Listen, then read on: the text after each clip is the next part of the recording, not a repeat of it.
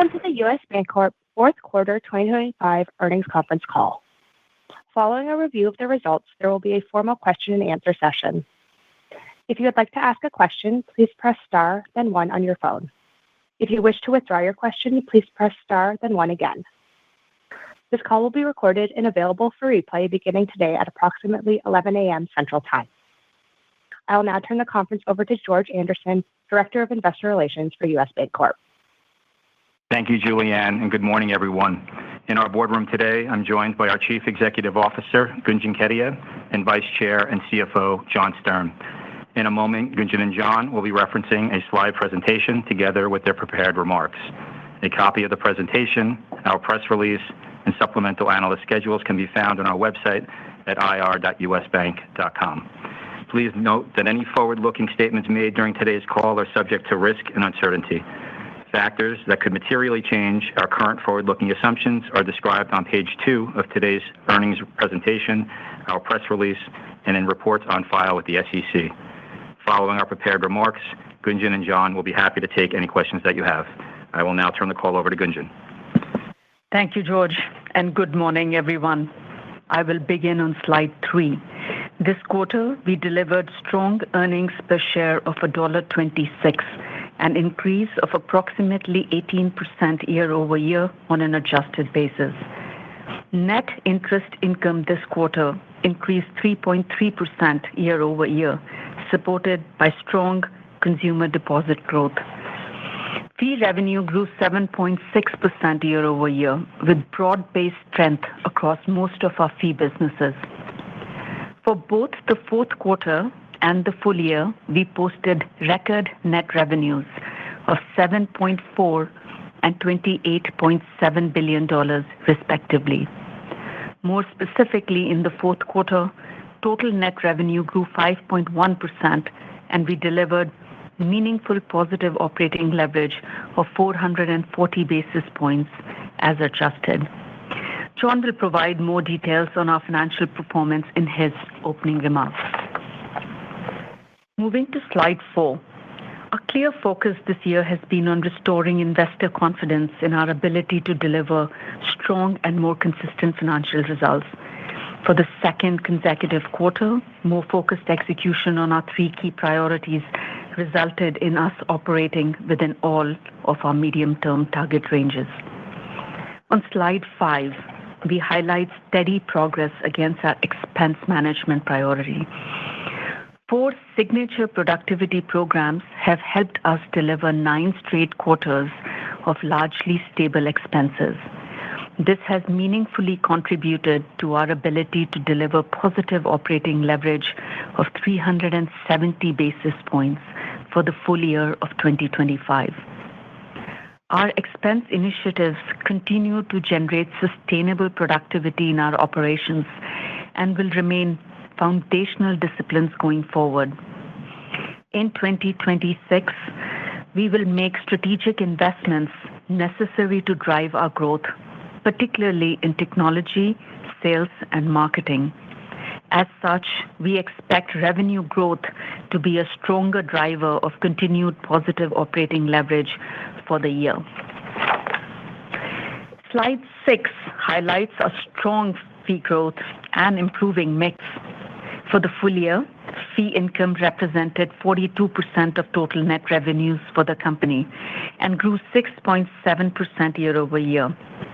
A highly diversified mix of fee revenue businesses is a core differentiator for our franchise.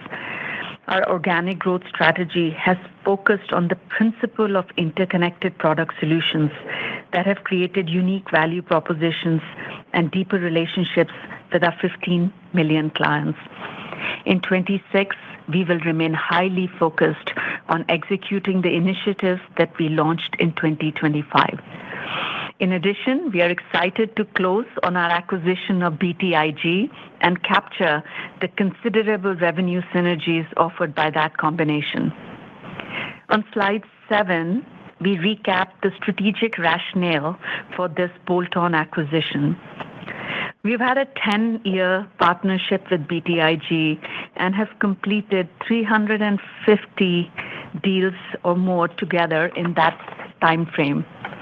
Last week, after we announced, I heard from many of our clients who applauded this next step in our partnership, which gives us confidence around the cultural fit between our two organizations and our ability to build an extraordinary capital markets franchise that can support an even broader array of client needs. We look forward to updating you on our progress there at a future analyst conference. Let me turn to slide 8. We briefly spotlight our global fund services business, which generated strong fee revenue growth for the company this year. GFS is a highly capital-efficient business that serves our institutional clients, in particular private capital and asset managers across the U.S. and Europe. The products offered by GFS attract high-quality operational deposits, money market assets under management, and capital markets business such as foreign exchange. BTIG capabilities will further support growth in this business. As you can see from the chart on the left, GFS total net revenue has grown at a healthy 11% CAGR since 2021 and grew at 12% in 2025. We have some unique product capabilities for startup and first-time ETFs and have onboarded nearly half of all new U.S. ETF launches in 2025. The underlying drivers of performance within this business are continuing to gain momentum as ETFs stay in favor with investors for their cost efficiency and recent favorable regulatory changes, and we continue to innovate in areas like digital assets and derivative-based ETF products. Moving to slide 9, our payments transformation is a strategic and long-term priority for the company. Today, a payments product is oftentimes the first and the most frequent engagement with clients, especially with Gen Z. Embedded, interconnected payments capabilities are fundamental to retaining, deepening, and growing our future client franchise. The chart on the left shows the steady strengthening of growth rates for our payments businesses as we execute our transformation. With our payments leadership team now fully in place, we have hit a stride on execution. In 2026, we expect to sustain momentum on our transformation and add additional focus on the small business segment for both card and merchant. Turning to slide 10, net interest income and margin are both improving. We delivered record consumer deposits this quarter. The effectiveness of products like Bank Smartly, more sophisticated pricing capabilities, and a significant overhaul of skills, training, digital tools, and incentives, together with investments in our branches, drove our performance. Additionally, commercial real estate loans also showed modest growth after 11 quarters of decline. Today, our balance sheet is poised for continued NII growth. On the loan side, we will drive commercial and credit card loans to deepen client relationships. On the deposit side, we'll drive consumer and operational deposits to improve our funding mix. Turning to slide 11. Operating within our medium-term target ranges has resulted in industry-leading EPS growth as adjusted in 2025, even with more modest buybacks as compared with the industry. Let me now turn the call over to John, who will take you through more details of the quarter. Thank you, Gunjan, and good morning, everyone. This was another strong quarter for us, driven by continued new business momentum and an improving macroeconomic environment. If I could turn your attention to slide 12, I'll start with some highlights for the quarter, followed by a discussion of fourth quarter earnings trends. As Gunjan mentioned, we reported earnings per common share of $1.26 and achieved record net revenue of $7.4 billion this quarter. Revenue growth benefited from improved spread income, and all fee categories performed well. Key credit quality metrics improved both sequentially and on a year-over-year basis. As of December 31st, our tangible book value per common share increased 18.2% on a year-over-year basis. Slide 13 provides our key performance metrics. This quarter, we delivered a return on tangible common equity of 18.4%, a return on average assets of 1.19%, and an efficiency ratio of 57.4%, all improvements on a year-over-year basis. Slide 14 provides a balance sheet summary. Total average deposits increased 0.7% linked quarter to $515 billion as we continue to emphasize growth in our consumer and relationship-based deposits.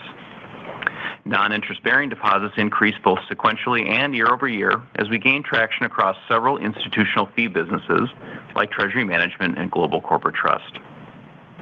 Our percentage of non-interest-bearing to total average deposits remained stable at approximately 16%. Average loans totaled $384 billion, up 1.4% from the prior quarter, on an accelerating year-over-year growth in our focus areas of commercial and credit card loans, which grew 10.1% and 5.7% respectively. On an ending basis, these loans now represent approximately 48% of total loans for the bank, compared to approximately 45% last year.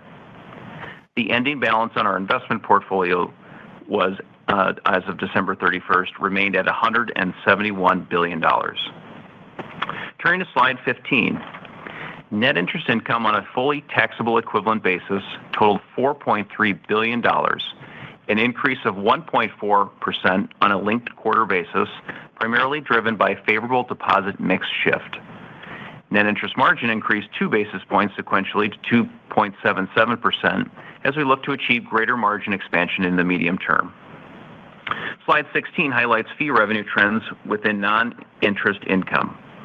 Total fee income was approximately $3.05 billion, an increase of 7.6% on a year-over-year basis, with broad-based growth across our payments, institutional, and consumer fee businesses. For the full year, fee income increased 6.7% compared to the prior year. In 2025, we benefited from high single-digit growth in our institutional fee businesses, continued strength within Impact Finance, and stronger payments revenue. Turning to slide 17, non-interest expense totaled approximately $4.2 billion, up 0.7% linked quarter as FDIC expense favorability was partially offset by severance charges. Slide 18 highlights improved asset quality trends. This quarter, our ratio of non-performing assets to loans and other real estate was 0.41% at December 31st, an improvement of 2 basis points linked quarter and 7 basis points year over year. The net charge-off ratio improved to 0.54%, a 2 basis point decrease sequentially, while our allowance for credit losses of $7.9 billion represented 2.03% of period end loans. Turning to slide 19. As of December 31st, our common equity Tier 1 capital ratio was 10.8%, or 9.3% including AOCI. On slide 20, we provide a comparison of our fourth quarter and full year results to our previous guidance. For the fourth quarter, net interest income, fee revenue, and non-interest expense all exceeded our previous guidance. Taken together, this resulted in another quarter of meaningful positive operating leverage for the company. For the full year, revenue growth of 4% hit the midpoint of our full year guidance expectations, while positive operating leverage meaningfully outperformed our full year 2025 outlook. Moving to slide 21, I'll now provide full year and first quarter 2026 forward-looking guidance.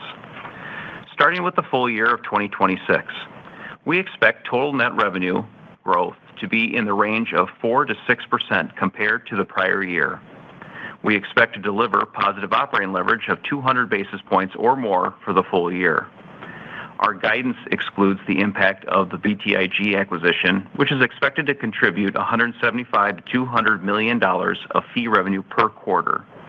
We have provided some additional details on page 30 of the appendix. Let me now provide first quarter 2026 guidance. Net interest income growth on a fully taxable equivalent basis is expected to be in the range of 3 to 4% compared to the first quarter of 2025. Total fee revenue growth is expected to be in the range of 5 to 6% compared to the first quarter of 2025. And we expect total non-interest expense growth of approximately 1% compared to the first quarter of 2025.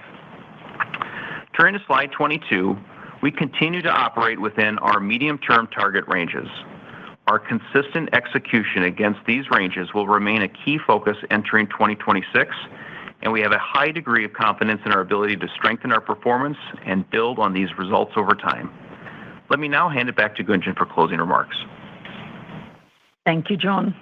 We are wrapping up 2025 with a significant leadership transition behind us and strong momentum going into 2026.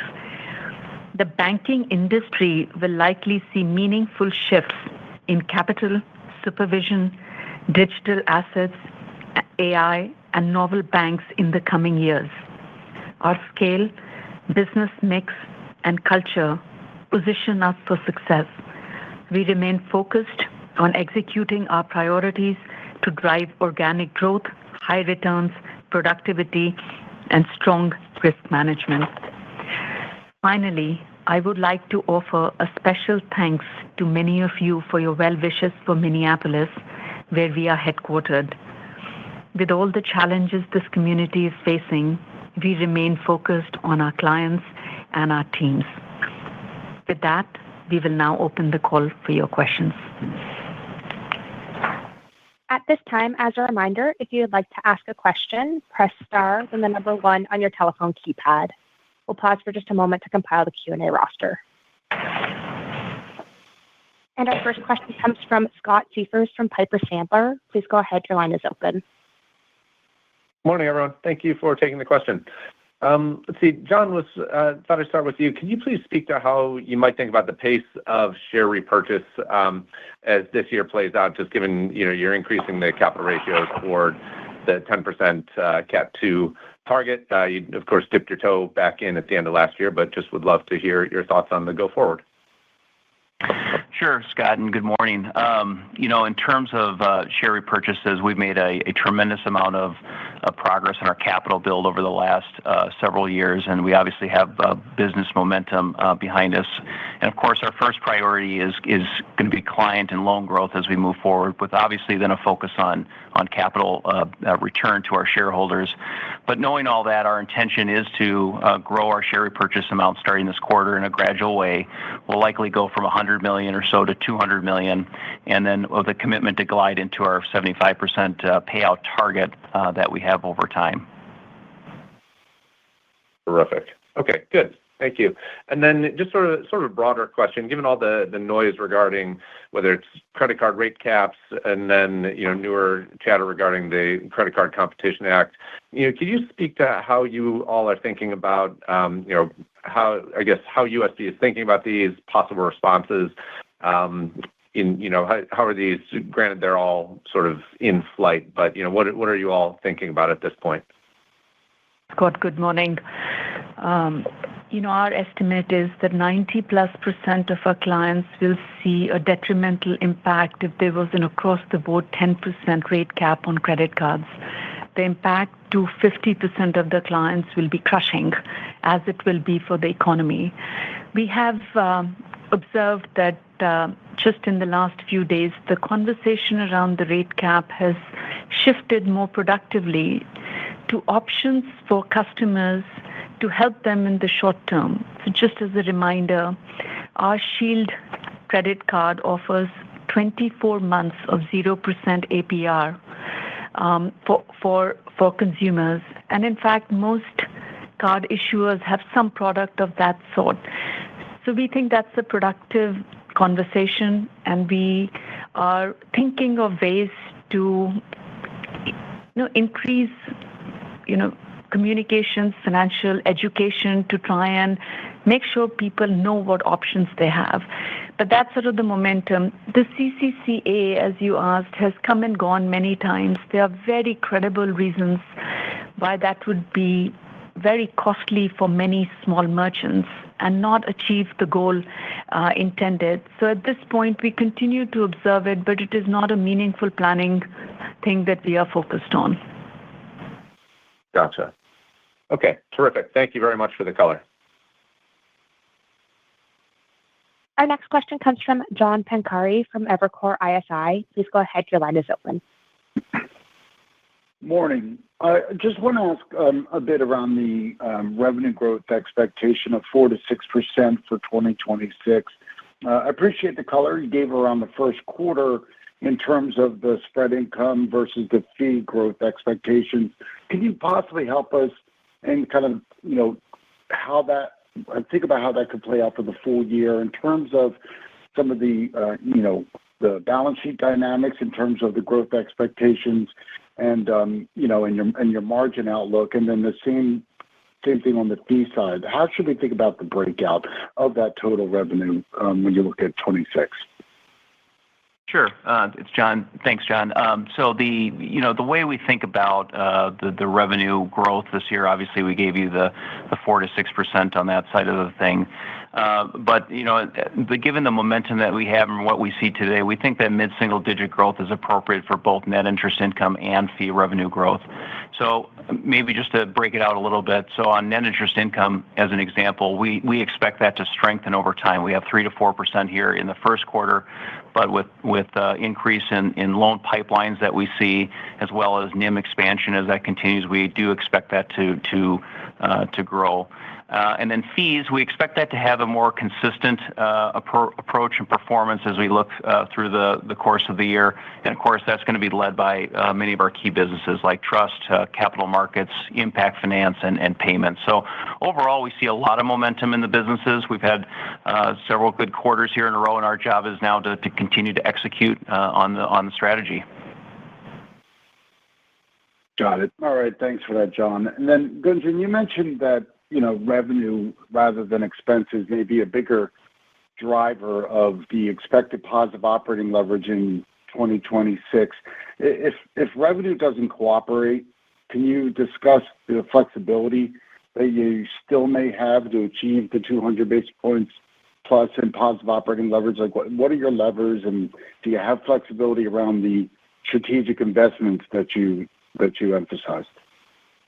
John, good morning. The short answer is yes. Our productivity and expense management is being created in a very fundamental way. You'll remember that for 6 years, we have been investing very heavily in digital capabilities. Nearly all back-end platforms have been upgraded, and that creates a lot of productivity once you start getting the operations aligned. You add to it the AI boost we are seeing in big expense pools, so we are very confident about expense management. We have aggressive plans to invest back in the business just to drive the revenue growth, especially fee revenue growth in businesses like capital markets and payments that attract more expenses. But we have a lot of ability to flex that. Those are not long-term investments. Things like sales and marketing are, quarterly investments. So we are very committed to our meaningful positive operating leverage, and we expect it to come from revenue. But if something happens in the macroeconomic environment, we have levers on expenses. Great. Thank you. Thank you. Thanks, John. Our next question comes from John McDonald from Truist. Please go ahead. Your line is open. Thanks. Good morning. Was wondering, John, if you could expand a little bit about your outlook for balance sheet growth in 2026 and any mix shifts or trade-offs that you want to highlight between loans, within loans, and also loans to earning assets. You had given a forecast early last year about balance sheet growth by the end of the year, and it had some mix shifts. So I just want to get an update on that. Sure. Good morning, John. So largely I think you're talking about the slide that we had in the first quarter of last year, talking about our asset growth and things like that. I think that still holds. We still feel like that range is the appropriate range for our balance sheet. Maybe just to go into some of the pieces we do expect, loan growth to be stronger this year, probably more in the 3 to 4% loan growth area led by commercial and card again. But we also see that commercial real estate is starting to grow, and we expect that to be a help in terms of growth there. We do expect that deposits will continue to grow consistent with loans. That should be, kind of one for one in the way we're looking at it. And in terms of other assets, I expect the investment portfolio to kind of flex based on if loan growth is faster, we'll probably, have fewer investment portfolio and other earning assets. And if it's less, then perhaps we kind of keep the balances the same. So those are going to be kind of, as we go manage through the quarter, we'll kind of go and see how that progresses. But all this is to say that the mix is improving in the balance sheet, and that's going to continue throughout 2026, and that's what gives us confidence in the NIM expansion as well. Great. And maybe just on that note, you could give us your updated thoughts on the timeline for the NIM expansion, to get to 3% over the next year or two. And in addition to that loan mix shift, what are just an update on some of the fixed asset reprice drivers? Thank you. Sure. Yeah. So I think, first of all, there's no change to our outlook. We still feel there's definitely a path to 3% in 2027. The drivers of net interest margin are going to be the mix that I just mentioned, as well as the fixed asset repricing. What I would say there on the fixed asset repricing is that we'll have more balances that should reprice this year than last year, but it'll be likely at a lower spread just because the nature of long-term rates have come down over the course of the year and based on our forecast. So those are kind of the pieces. And then the deposit mix is going to continue to improve with a focus on consumer deposit growth, which we've been very successful at growing this year, as well as commercial deposits that are tied to strong fee categories like treasury management, institutional businesses, and things like that. So that's all, again, a big focus for us as we look into 2026 and continue NIM expansion. Okay. Thank you. Our next question comes from Ebrahim Poonawala from Bank of America. Please go ahead. Your line is open. Good morning. I guess maybe, John, just following up on the slide 10 on the deposit growth, just spend some time talking about drivers of deposit growth. You're having the mix towards consumer deposits. What's driving that and net, is that accretive as we think? Should we continue to think about that mix shifting to the consumer side? And how accretive is that when we think about either deposit margin or the overall margin? Thanks. Sure. So, on the deposit, a couple things are going on in terms of the deposit growth. Over the course of the year, we saw steady growth in the consumer deposits. And as that slide 10 illustrates, we continue to believe that that is accretive, and it is helpful to bring in new accounts and clients to the bank, typically that are younger, more affluent base that we have. And this is particularly in our Bank Smartly product, which is a savings and a card tied together. We've seen very good success in growing that savings product over the course of the year.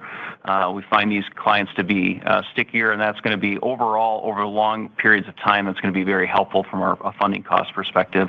The other thing we're focused on the commercial side is a reduction in CDs. We reduced our CD count by $6 billion this quarter. We basically are at the lowest point in CD usage in the last 10 quarters. So that will be helpful going forward to our mix. And our wholesale and institutional balances are going to be really driven by our core institutional and like fund services, corporate trust, treasury management, and other middle market and other type of accounts that's going to give us. So the mix is going to be very important for us as we move forward. And Ibrahim, I can just add that we are very intentional about using the balance sheet to drive deeper relationships and fee-based businesses.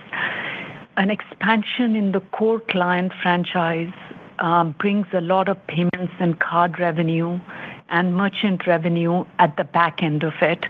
So it's very accretive in the long run and very strategic for us as well. So the focus is very much on consumer deposits and operational wholesale deposits, which come with expansion of treasury management, investment services, and some of the fee-based products. That's one of the reasons we wanted to highlight the global fund services business. While it's a billion-dollar-like business for us, so not huge in our portfolio, it's a very important source of operational deposits. That's helpful. And just a separate question, I guess. I think last quarter you all established a digital assets organization. Just talk to us. You put out a few press releases. There's a lot of energy around tokenization. Is there a role for USB to play there? And is that a needle mover as we think about either fees or deposit growth outlook for the bank? Yes, thank you. So let me just describe the world here a little bit from our perspective. We are obviously taking it seriously as an industry shock. That's why we stood up an organization called Digital Assets and Money Movement, and it's led by a very seasoned payments executive for us. We are seeing progress in two very distinct areas. The first is on capital markets, where the investment side around cryptocurrency stable coins is leading to demand for core custody type of capabilities. We have almost 12 trillion in assets there. We were very quick to stand up a cryptocurrency custody offer. Last year, we stood up a stable coin custody offer. Ibrahim, I'll tell you, last year has been a very brisk pace of new ETF launches, and a large majority of them have been to take advantage of the digital assets. And we are seeing the revenue model come through in a very real way, and we think that's real and there's momentum. On the bigger conversation of payments, it's more speculative. So we do press releases because there's a lot of interest every time we actually conduct a stable coin transaction with some partner platforms. We've done many of those. I can't point to a specific revenue generating use case. The demand specifically from the client base is not very strong or real yet, and the revenue model is still to be figured out. But there's enough momentum there, both from a supervisory and commercial side, that we expect to be very front-footed as this world evolves around payments. That's good color. Thank you. Thank you. Our next question comes from Mike Mayo from Wells Fargo. Please go ahead. Your line is open. Hi. Well, you announced the acquisition of BTIG, and I think there's a little confusion. Is that the reason why you're slowing down buybacks?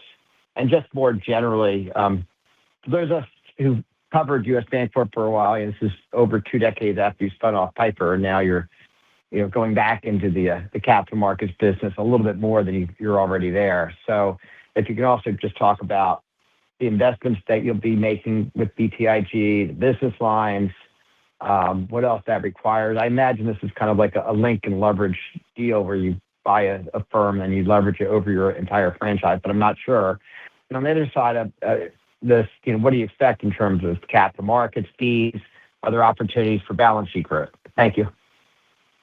Sure, Mike. I'll start on the share repurchase comment, then maybe Gunjan will comment on the other side of questions that you had.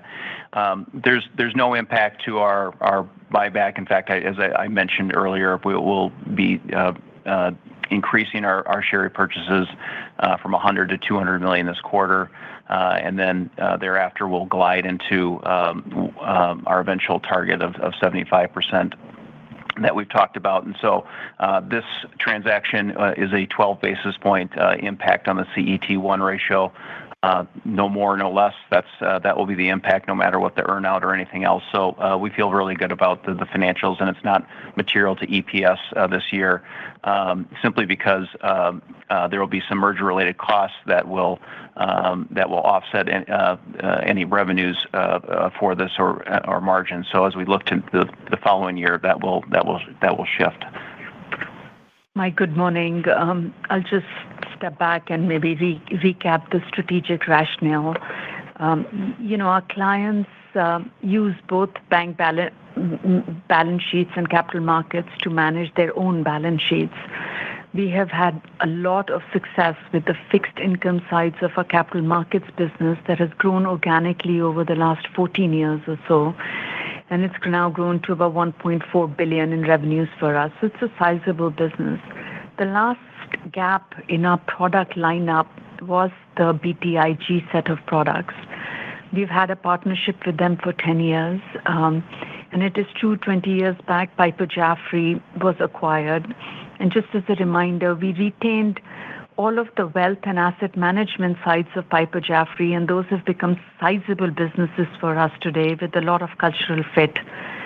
The capital markets wasn't appropriate for us at the time. It is very much more culturally aligned with what we do, plus we know the property. On your balance sheet question, I think the issue is we're already deploying a very sizable balance sheet today against our commercial and corporate clients, and a broader lineup of fees leverages that balance sheet more. We do not expect the BTIG business in itself to be a big driver of additional sort of balance sheet usage.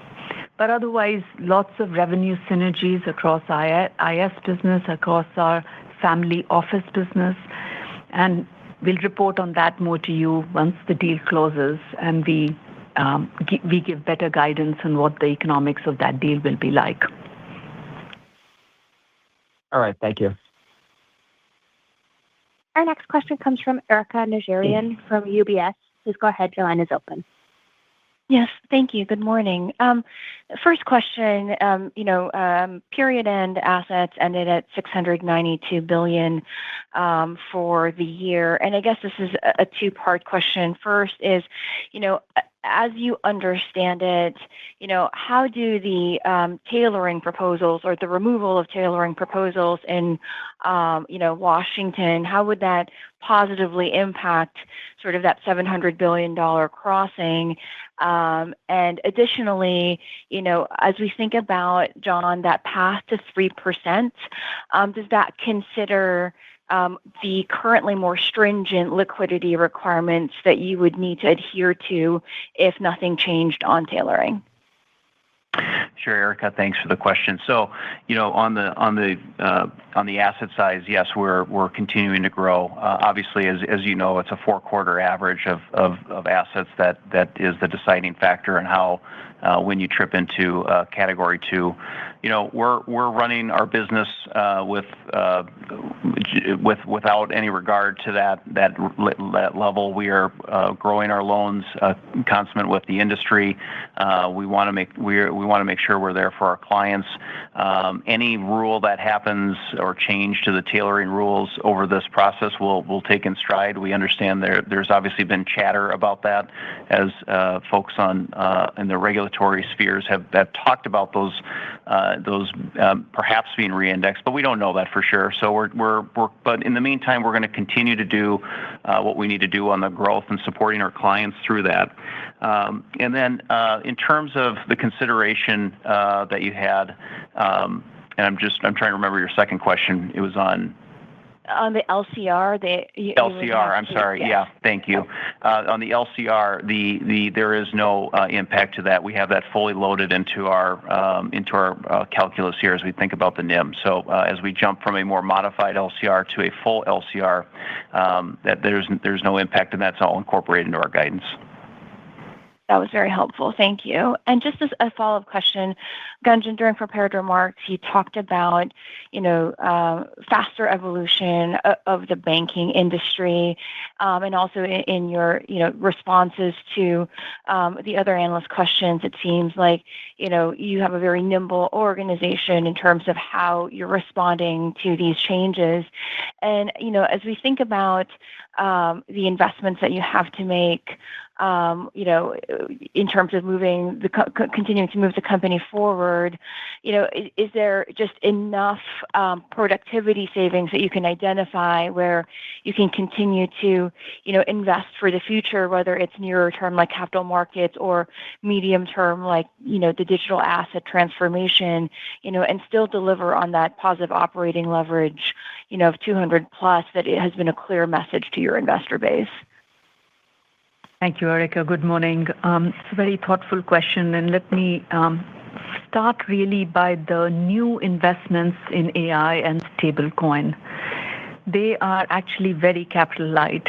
There is so much support that is being provided to us from a whole suite of sort of partners who really like our business mix, our payments and capital markets. We are unusual in having sizable capabilities on both of those.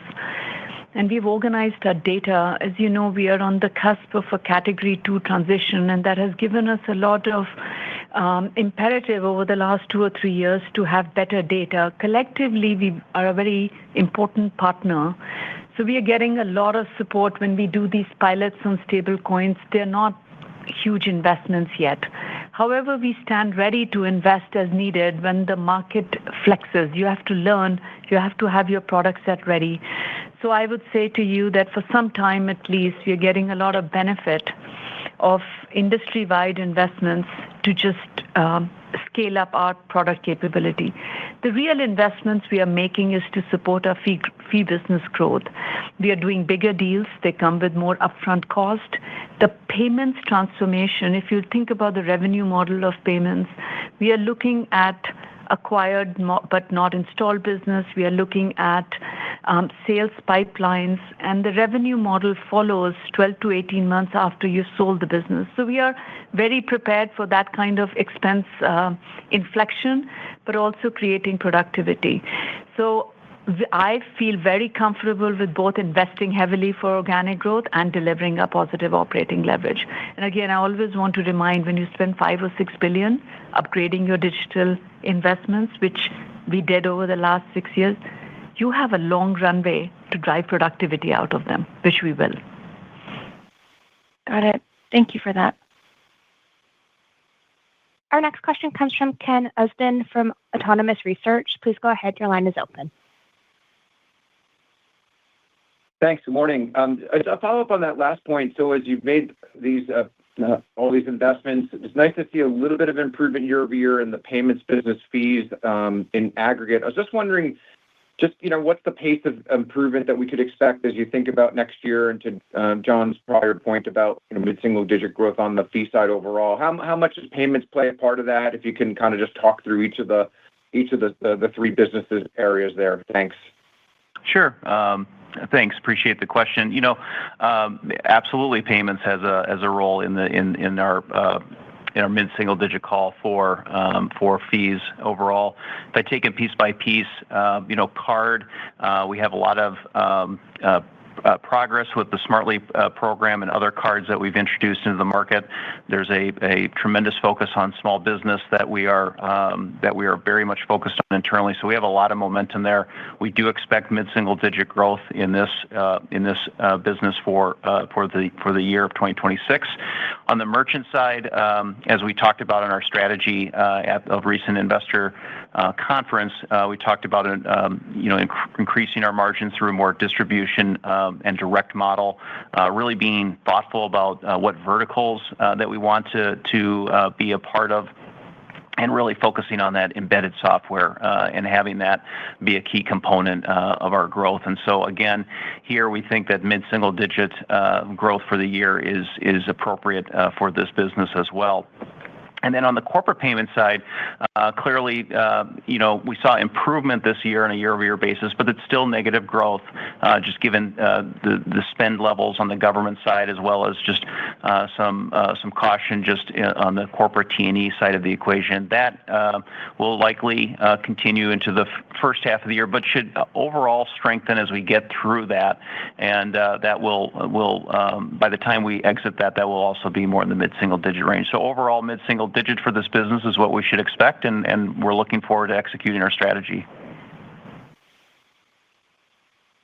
Okay, great. Thanks, John. And just one follow-up on the credit card side and charge-offs. That loss line has really settled down a little bit. Are we at kind of a new? And I know there's some seasonality, but what's your expectations for card losses? Versus where we kind of ended the year and average for 25?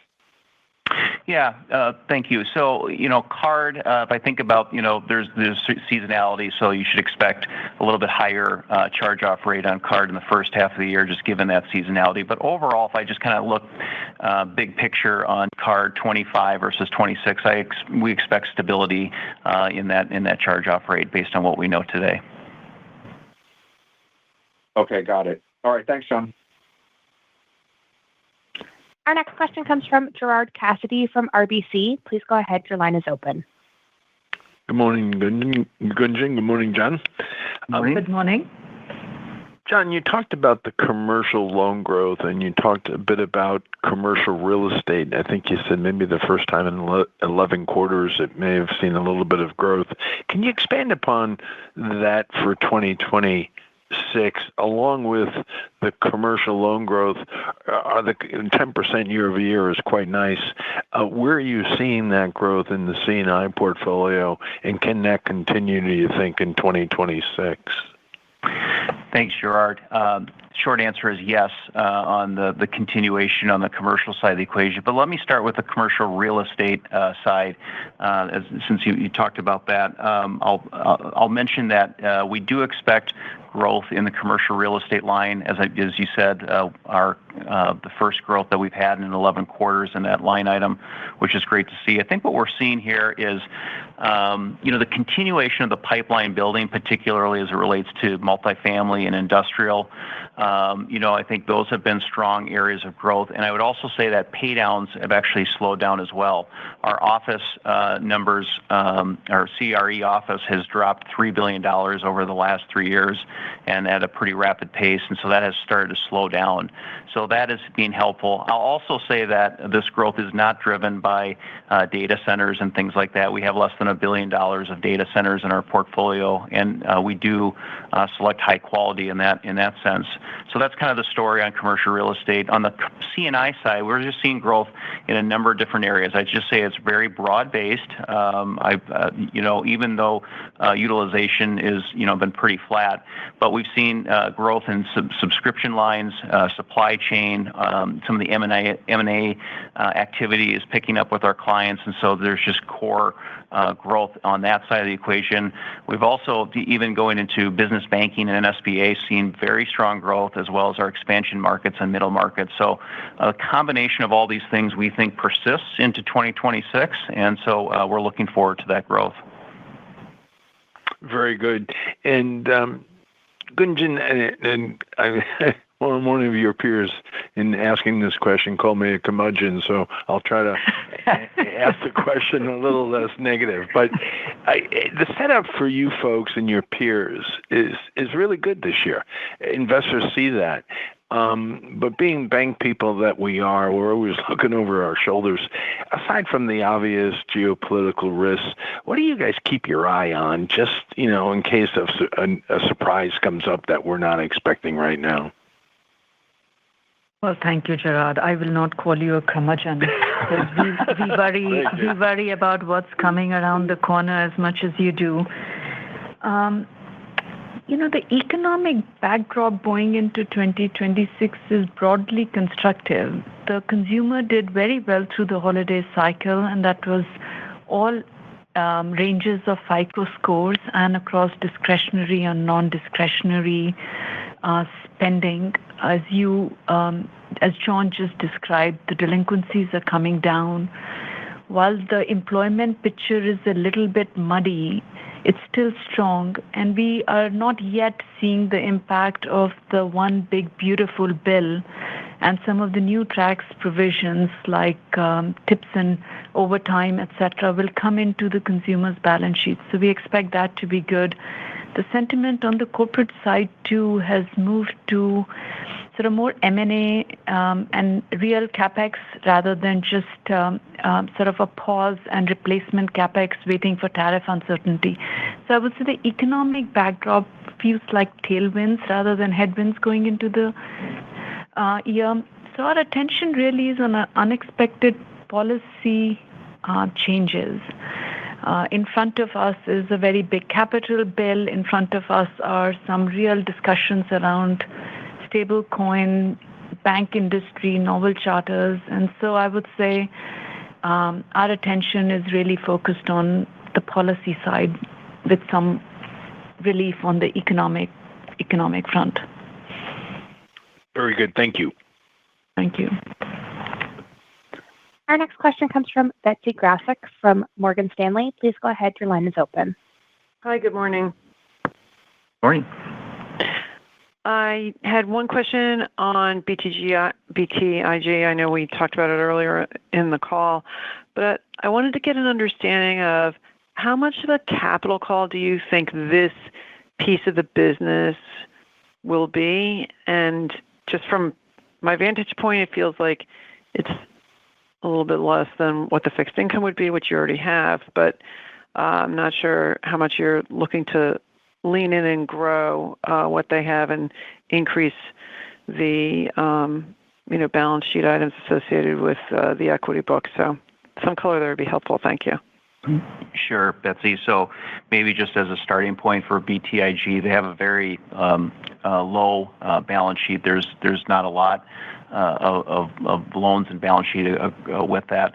I think as we that potentially could be one of the synergies that's not built into our current forecast. We think the synergies are really going to be around areas like our fund services, our capital markets, as well as our ICG or our institutional client group. There could be loans associated with that, but we'll treat that in the context of the entire capital market suite. And so this will be just another component of how we manage and have grown in the capital market space methodically over the last 15 years. This is another component of that journey, and so we'll grow as the market allows, and will be taken into consideration with our risk management framework. Okay, and is it a self-funded capital call, or does it pull from other parts of the organization? Yeah, it's self-funded. I mean, we are there's no other parts of the organization. It's all contained here at the bank. Okay, thank you. Our next question comes from Saul Martinez from HSBC. Please go ahead. Your line is open. Hi, thanks for taking my question. I'll ask also on BTIG. This is more of a clarification, John. It's expected to close in the second quarter. You mentioned there are some merger costs embedded in the guidance for it being PPNR neutral. But with that, I guess, can we surmise that it will be PPNR accretive by year end and into early 2027, especially considering some of the synergies that you just mentioned in your response to Betsy's question? Yeah, thanks. So the answer is yes. We expect merger-related costs to happen in the next quarter or two, and so as that occurs, that will keep the EPS will be neutral, and so after that, then we expect to have some. Obviously, we'll see margin expansion in this business once we get through those costs. Okay, that's helpful. And then, maybe beating a dead horse here would be the question on BTIG, and you kind of addressed this, but it does really change the composition of your capital markets business, adding equities.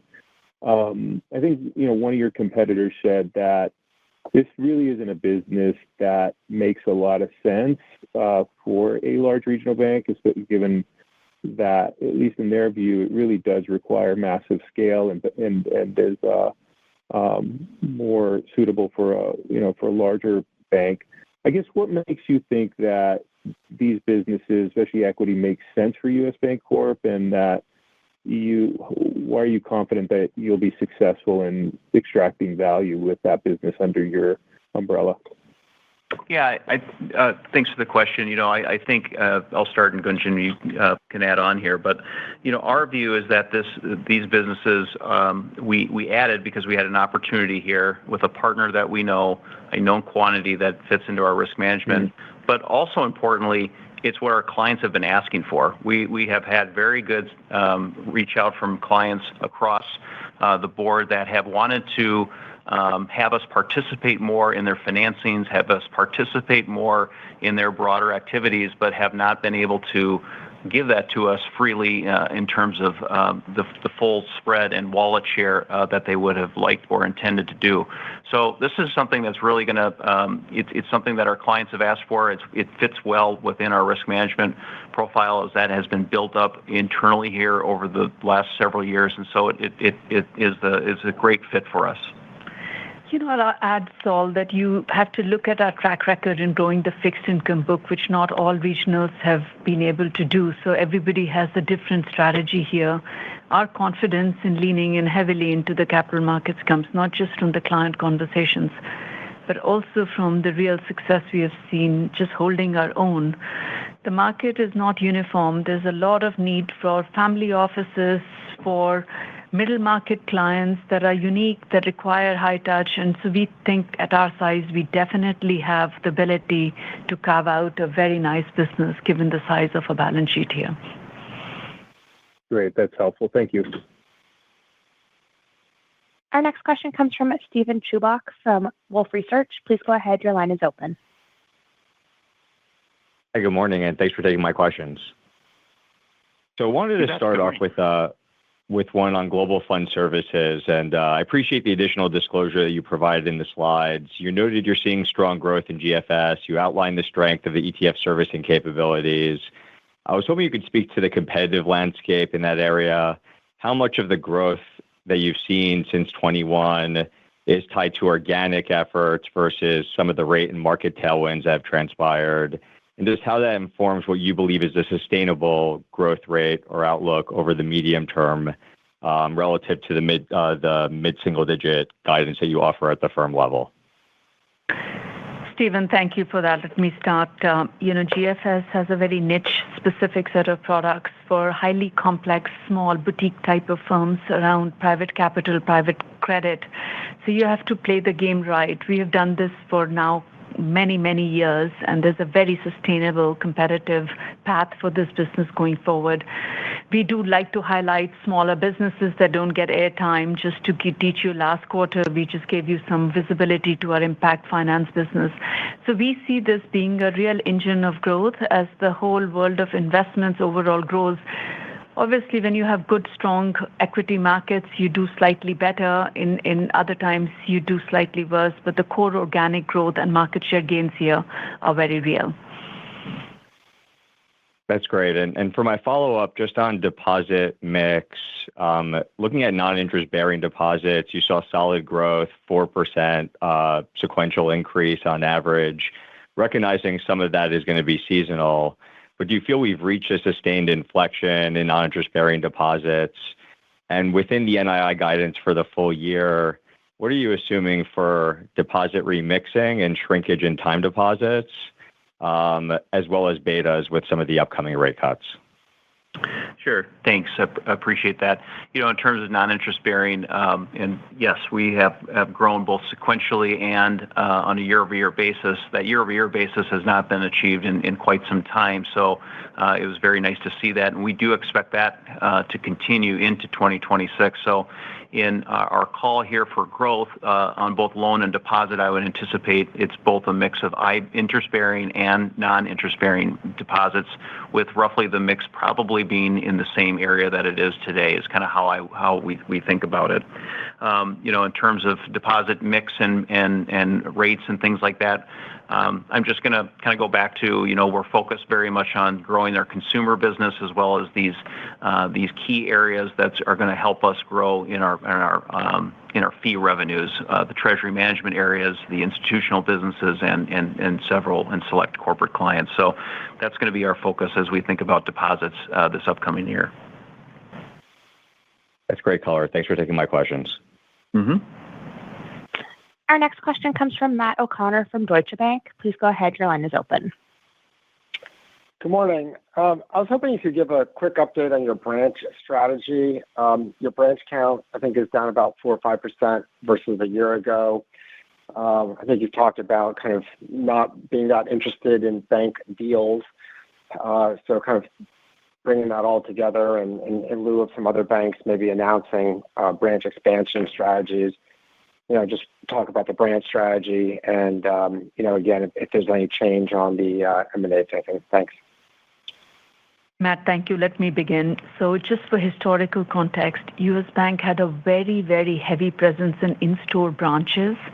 And before our digital tools, that's what provided servicing access to people over the weekends and after hours. You don't need that anymore. So a vast majority of our branch closures is really these small servicing units. What we are building instead is multi-client hubs that have many products represented in more hub-like branches. We invest about $200 million in our branches. We find that to be a very effective channel, continuing to be a very effective channel. So our strategy, though, is to try and get to top 5 market share in the places that we are in and create sort of modern interconnected branches in those areas. So for example, in Denver, we've just finished a renovation of all our branches into the new format. So we are continuing to lean in on branches as a source of growth and client service. It's just our starting point was slightly different. So we have to close all these sort of in-store branches and then rebuild from that point onwards. And on your second question, there's no change in our strategy. We are very focused on our organic growth opportunities and seeing a lot of momentum there. Okay, that's all helpful. And then, so if we strip out the in-store branches, any numbers on kind of the remaining branch network, and then from your perspective, like how much more refurbishing or retrofitting is there still to do for the traditional branches? Thanks. Sure. So on how much to do, the $200 million is going to be kind of a consistent, always-on approach to remodeling, to adding, and branches and things of that variety. So, we've had several hundred branches remodeled this year. We expect to have that occur next year as well, and that'll be just a continuation of our strategy that Gunjan just laid out.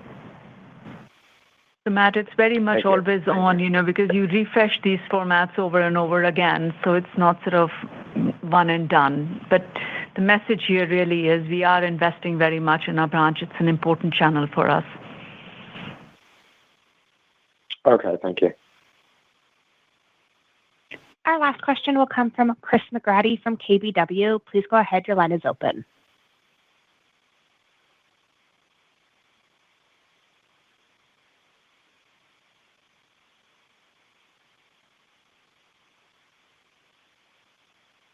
Chris McGratty from KBW, your line is open.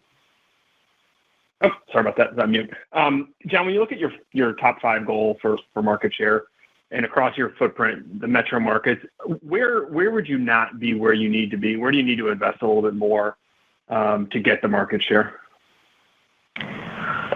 In terms of, are you speaking more on the consumer side or on the commercial side? Yeah. Consumer side? Sure. So, Gunjan just laid out the Denver area. We've certainly been making investments here in our hub here in headquarters here in Minneapolis, Nashville, Arizona, areas, of course, in California, given the Union acquisition where we've combined, where locations were very close to each other and obviously took the premier spot or refurbished those areas. So what we're doing is really we're refurbishing and we're building branches in areas where there's high growth in those MSA areas. So not every area is, of course, the same. So you have to go kind of market by market, but that's been the course of our strategy over the last couple of years.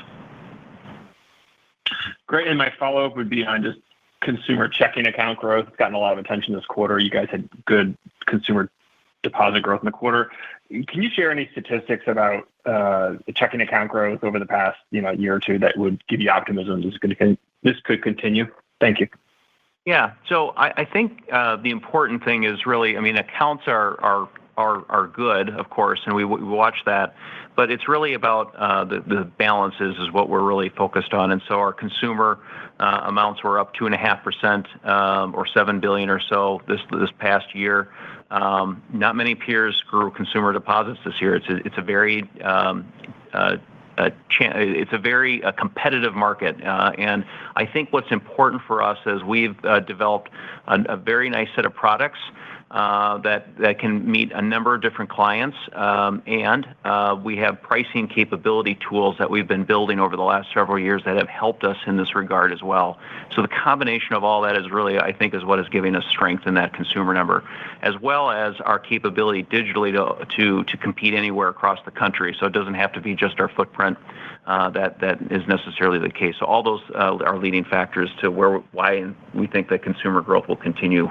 I'll just add that the branch performance has inflected very nicely too, with all of the investments that we have made, all the tools that we've put in the hands, all the AI-powered next best solutions. Collectively, that has created a fair amount of momentum, and we've been building towards those capabilities all of 2025, and it's beginning to show up in our results here. Great. Thank you so much. There are no further questions at this time. Mr. Anderson, I turn the call back over to you. Thank you, and thank you to everyone who joined our call this morning. Please contact the Investor Relations Department if you have any follow-up questions.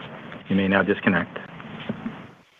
This concludes today's conference call. You may now disconnect.